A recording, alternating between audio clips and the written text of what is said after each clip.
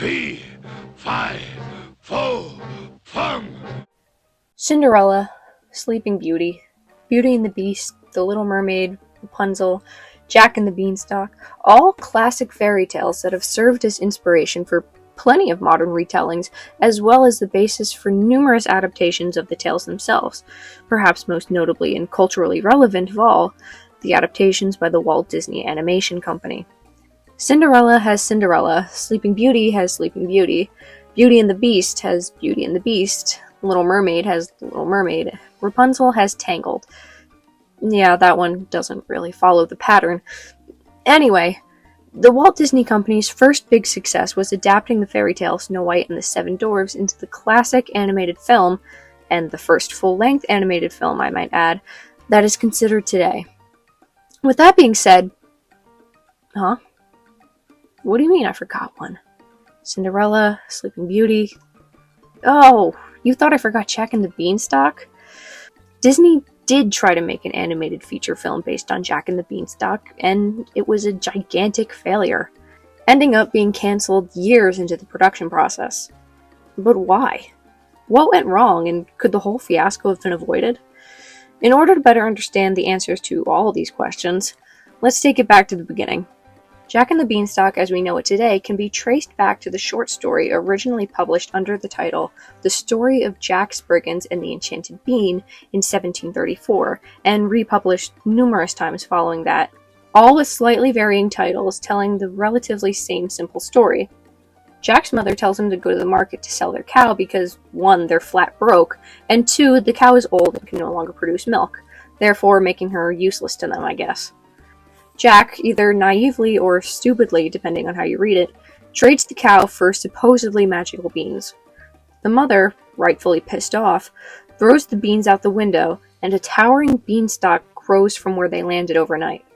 Jack climbs the beanstalk, as one does, and discovers a huge castle, which is home to an angry giant. Jack ends up climbing down the beanstalk 3 times, each stealing something like a sack of gold, a goose that lays golden eggs, and a golden harp that plays and sings on its own. On Jack's final time coming down the beanstalk, he's chased by the giant. Jack reaches the ground first, grabs his axe, and chops down the beanstalk, sending the giant falling to his death. Jack and his mother live a wealthy lifestyle happily ever after. Obviously, depending on what version you're reading, the details vary, but those are the broad strokes. So, if this story is so simple and everybody knows it to some capacity, it seems like it would be the prime target for Disney to adapt, right? Well, they did. Sort of. Back in 1947, Disney released a package film called Fun and Fancy Free, the second half of which was a short called Mickey and the Beanstalk, where Mickey, as well as Donald and Goofy, take on the role of Jack, climbing the beanstalk, stealing the gold, you know the deal. But what about a feature-length, feature animation movie musical like Frozen or Tangled? Well, again, they did. Sort of. Which is what brings me to my intended video topic, Gigantic. Walt Disney Animation Studios' highly anticipated, but ultimately doomed attempt at a Jack and the Beanstalk adaptation. Initially announced live at the D23 Expo panel hosted by John Lasseter back in 2015, not much was revealed regarding the story, but fans did learn a lot about the creative team working behind the scenes to bring this movie to life, which had a lot of fans hopeful. It was set to be directed by Nathan Greno, known for Tangled, and written by Meg LeFauve, writer Inside Out and Captain Marvel, and produced by Dorothy McKim, best known for producing the short Get a Horse, and it would also feature an original soundtrack by Kristen Anderson Lopez and Robert Lopez of Frozen fame. To be expected, Gigantic would have loosely followed the original tale of Jack and the Beanstalk, with some embellishments, of course, to fill the nearly 2-hour-long runtime. It would have taken someplace on the coast of Spain during the Age of Exploration. The inciting event of the film would be when Jack climbs up the beanstalk, where he meets Inna, a 60-foot-tall, 11-year-old giant girl, who would have initially treated him like a doll, but the two would eventually become unlikely friends and team up to defeat the Storm Giants, the film's antagonists. Although not confirmed by Disney themselves, numerous other sources have confirmed characters such as Angelina, the daughter of a wealthy merchant, Marco, a nobleman who is interested in trading and traveling, and a romantic rival for Jack, 4 giant brothers, Fee, Fi, Fo, and Fum, short for Phoebus, Pfeiffer, Fogel, and Fobert, and the giant leader Faustus. And that's all we know about the project. Disney is usually pretty hush-hush about their unreleased concepts, but this is more than enough to get people interested, even excited for Gigantic. So, with such a stacked creative development team and a solid concept, what exactly went wrong? As Lasseter stated in his introduction of the D23 presentation, they had set out to make the definitive version of Jack and the Beanstalk, which is exactly, in my opinion, what led to their downfall. Overconfidence. Biting off more than they could chew. I mean, shouldn't the definitive version of Jack and the Beanstalk be just Jack and the Beanstalk? Based on their history, Disney's version, all of Disney's best-known works in that vein, would have been an adaptation of that well-known and relatively simple story. If anything, Disney should have said that they were trying to breathe new life into the tale, not completely overwrite its existence. In the grand scheme of things, it's not that big of a deal. Maybe they could have just chosen better words, or maybe he didn't even write a speech, who knows. This just goes to show how that mindset can turn out to be pretty limiting when a group of people all have this internal pressure to make something creative and interesting and compelling like their predecessors, coupled with all of the external pressures coming from the studio and the audience and the critics to be relevant, entertaining, and a moneymaker, and the best version of that story when the original is so universally common knowledge. Since its initial announcement in 2015, the release date kept getting pushed back further and further until it was officially announced to be cancelled in 2020 due to creative differences, citing that the story just wasn't working or doing what they wanted it to. Could the beginnings of the pandemic have had some impact on this? Maybe, but I'm gonna go with probably not. Projects like this can take anywhere from 3 to 6 years to complete, so at this point, probably should have been done in that time. Based on the information I've gathered, I would say that this project was dead in the water for a while, and the pandemic was the final straw that made Disney's higher-ups decide to finally pull a plug. But with that being said, have we finally found a fairy tale that Disney can't adapt?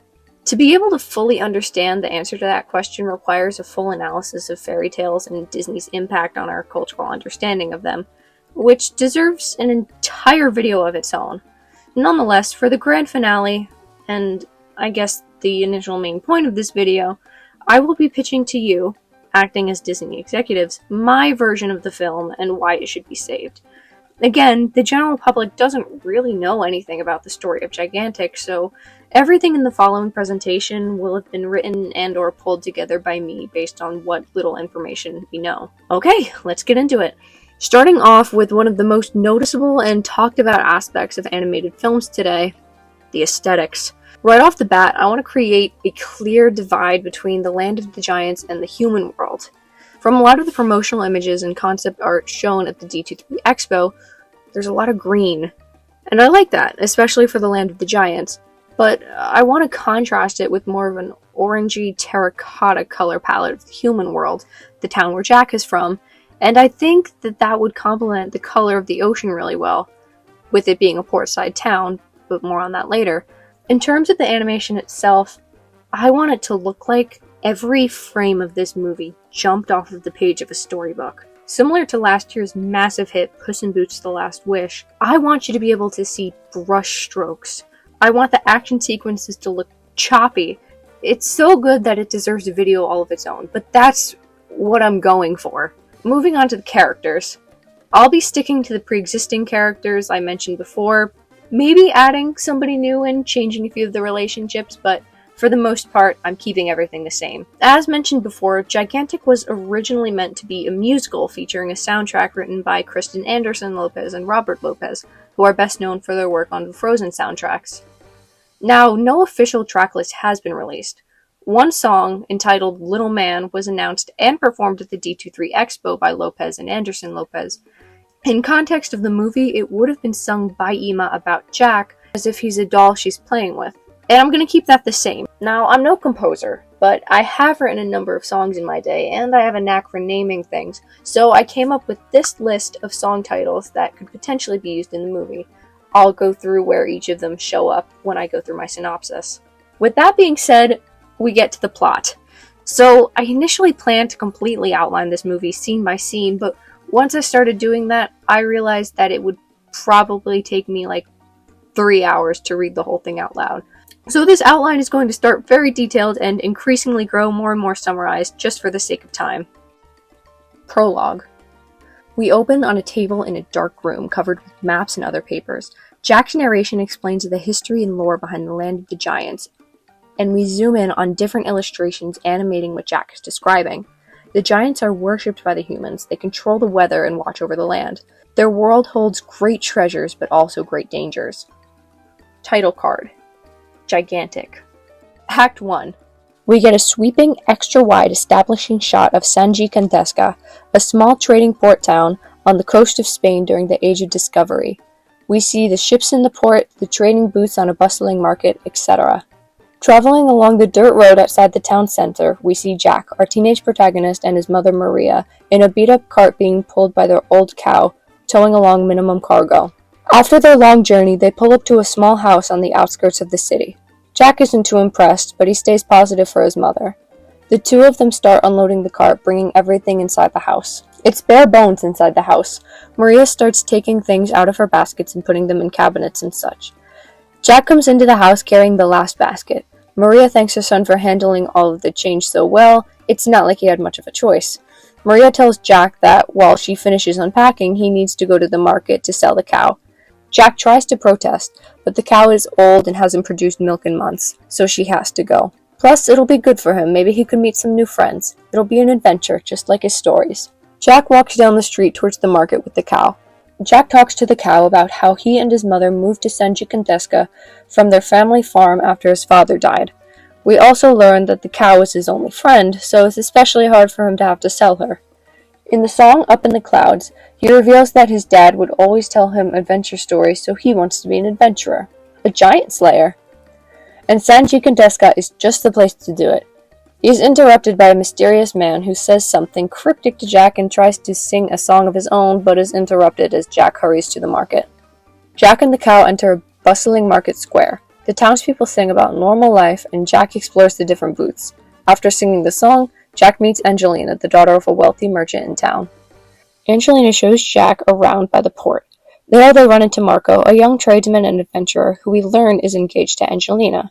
Angelina outs that Jack has always wanted to be an adventurer, which Jack finds embarrassing and Marco finds flattering. As the trio make their way back, Jack complains about how he'll never be able to sell the cow. At that moment, they're approached by the mysterious man who tries again to sing his song, but is stopped by the trio. The mysterious man, having overheard Jack's trouble, offers to trade the cow for 6 magic beans. Angelina and Marco caution Jack against this entirely, but Jack cautiously examines the beans. Jack is about to ask the mysterious man if he could eventually buy the cow back, but the cow eats one of the beans as Jack is holding it up to the light. He asks if it's safe for the cow to eat, but before the mysterious man can respond, the cow says, "I guess we're about to find out." The beans made the cow talk? The beans are actually magic. The 4 of them stare in disbelief for a beat. Then the mysterious man takes off down the alleyway with the cow in tow, thanking Jack for his business. Jack protests, taking off after him and calling for the cow, followed by Angelina and Marco calling after Jack. After this brief chase scene, Jack emerges onto an unfamiliar market street, the mysterious man and the cow having disappeared. Angelina and Marco rejoin an out-of-breath Jack. They try to make Jack feel better, but Jack says he'd better get home to his mother and sulks off down the street. Angelina remarks to Marco that they should stop by Jack's house in the morning with a housewarming gift. They also turn around and start walking home. Jack arrives home disappointed. He greets his mother, who has dinner set out on the table. Maria remarks how the cow isn't with Jack and asks how much he got for her. Jack tries to dodge the question as much as possible, but eventually comes out that Jack traded the cow away. Jack reluctantly reaches into his pocket and pulls out 3 of the remaining magic beans. Maria tries her best not to get mad, but can't help it. Jack tries to explain that the beans were really magic and made the cow talk, but the mysterious man stole the cow. But Maria takes the 3 beans from Jack and throws them out the window. Jack stares in a stunned silence, trying not to worry about what they might do. Maria ends the argument by saying that Jack will go out in the morning in search of a job, and the two finish their dinner in tense silence. From the window, we see Jack sleeping in his bed. Zooming out from the window and down to the ground, we see 3 magic beans Maria threw there. Slowly, the beans start to sink into the ground, emitting a soft glow. The ground starts to shake. Or is the beans shaking around the ground? Either way, the beans sprout into a small, curvy beanstalk that continues to grow taller and taller. The next morning, Angelina and Marco make their way down the street, Angelina carrying a basket full of food and small gifts. Marco tries to convince Angelina that they shouldn't get too attached to too many people in the village, as they plan to travel around the world after their marriage. Angelina protests as they arrive at Maria and Jack's house. When she ranges her fist to knock on the door, they hear a scream come from the meadow behind the house. The two of them rush off. Jack stares dumbfounded at the towering beanstalk stretching through the clouds, growing out of the spot where the beans had landed. Jack tries to explain to his mother that the beans were actually magic. Maria, presumably where the scream came from, is yelling at Jack in Spanish, then tells him that she's off to the market and that he better take care of the beanstalk, and she storms off. Angelina and Marco come running up to Jack, but are stunned to see the towering beanstalk. Jack asks if they think the legends are true about the giants living in the clouds. Angelina and Marco don't really answer. They just advise Jack to stay away from it, singing, "You don't know Jack about the beanstalk," warning Jack of all the dangers presented in those tales, not just the good things. When they're done, Jack tells them about how his father used to tell him stories about giants and adventuring, and how this is his chance to prove himself. He'll just climb up a little bit, and at the first sign of danger, he'll come back. He asks them to keep a lookout down below and to cover for him if his mother comes back. Angelina and Marco reluctantly agree. Jack starts to climb. In the reprise of Up in the Clouds, he explains how this is everything he's ever wanted. He gets to help his mother buy the cow back and go on all the adventures he read about in those stories growing up. He continues to climb. Jack arrives at the land of the giants and explores, almost getting trampled by Fee-Fi-Fo-and-Fum in the process, but gets discovered by Ema, who treats him like a doll. Jack and Ema actually end up bonding, as Jack has grown up hearing stories about the giants, and Ema is equally obsessed with collecting relics of little life to furnish her dollhouse. She shows him around her home. Angelina and Marco, after much debating, follow Jack up the beanstalk and start looking for him in the land of the giants. Back down on the ground, Maria tries to stop an angry mob from chopping down the beanstalk, except the storm giants got to it first. Turns out, the storm giants are mad that a human found their way up to their land and plans to hunt them down and kill them, as discovered by Angelina and Marco, who stumbled upon the storm giant council meeting. They don't stay long enough to hear that the storm giants are actually mad at all humans of San Gigantesca, probably because they started exploring the world, so they don't need to rely on the giants as much anymore. The storm giants plan to conjure up a large and destructive storm to send to San Gigantesca to stop the humans from sailing and exploring, so they'll have to rely on the giants like they used to. Marco and Angelina rush to tell Jack, who they find trapped by Ema in a glass jar, which she was just using to carry him around in easier. Marco pitifully attempts to attack Ema and free Jack, but Jack explains that they're friends. Angelina and Marco are skeptical, but tell Jack and Ema that the storm giants are hunting them down. Ema carries 3 of them back to the beanstalk so they can escape on her shoulder, hiding behind her hair, but they find it guarded by Fee-Fi-Fo-and-Fum, who explain the storm giants had the beanstalk cut down. They're joined by Faustus, the leader of the storm giants, who tells Ema and the others about the storm they plan to send down to San Gigantesca. Ema rushes back to her room, telling Jack, Angelina, and Marco that she'll help them get home, but they're welcome to stay in her dollhouse for as long as they like. Later that night, when they think Ema is asleep, the trio tries to come up with a plan to get home and save their home. In the dollhouse, they meet Harper, the golden harp, who asks to come with them because she was originally from the small world but was traded to the giants by a mysterious man for a golden egg-laying goose and a stupid sack of beans. Beans! Jack still has 2 of the magic beans left. They take off into the night and drop one to the ground where the original had stood, and come up with a plan to save their home in the meantime. The next morning, Ema wakes up to find the dollhouse empty. The next second, Jack, Angelina, and Marco, who's carrying Harper because she doesn't have any legs, come in under the door. They explain that they need to hurry because the storm giants will be meeting soon to conjure the storm. They'll explain their plan on the way, but they arrive at the Tierra de los Gigantes market square, and the storm giant council is already gathered at the center fountain, preparing for the storm summoning ritual. The trio and Harper is ready to enact their plan, but Ema stops them, thus interrupting their ritual. She doesn't want them to go because she'll miss them, especially Jack. Her timing could be better, but she has good intentions. Unfortunately, this draws a lot of unwanted attention to them. Thankfully, the council doesn't see the trio, but now Ema tries to convince the council not to send the storm to destroy Senji Kinteska. The storm brewing the fountain stops. Ema's love for little life and the humans, coupled with Fee-Fi Phone Fum's disinterest in human life, convinces the council to call off the storm. But not Faustus, who spots Jack, Angelina, Marco, and Harper trying to make their way from the Beanstalk. Jack tells Ema not to follow them and to trust him. Ema listens.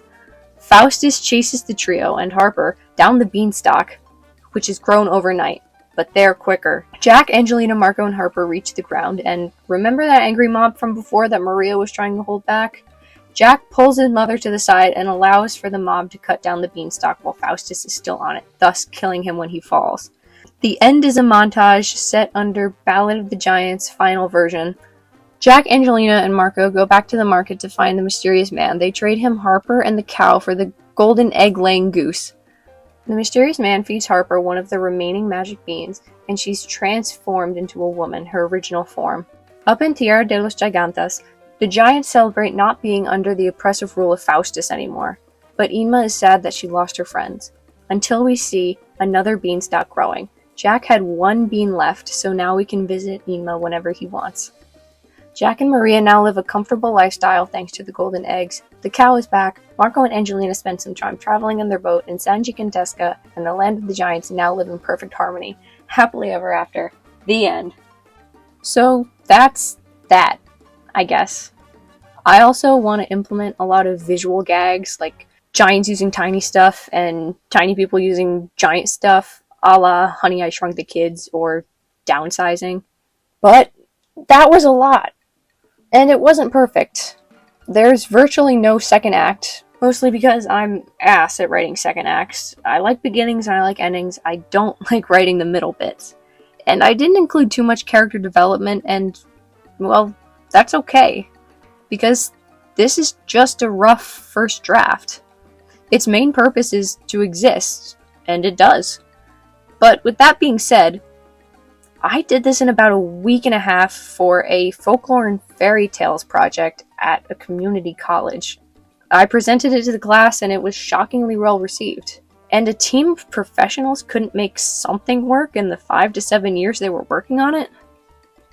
Looking at the company's most recent output of projects, what made this fairy tale so difficult for Disney to adapt?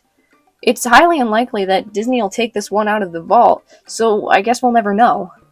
Which brings me back to my initial point of making this video.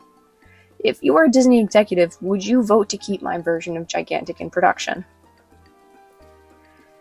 Thank you all for watching. If you found this production to indeed be dynamite, please consider hitting the like and subscribe buttons to support my channel, where I make content not for the film bros, but for the film hoes.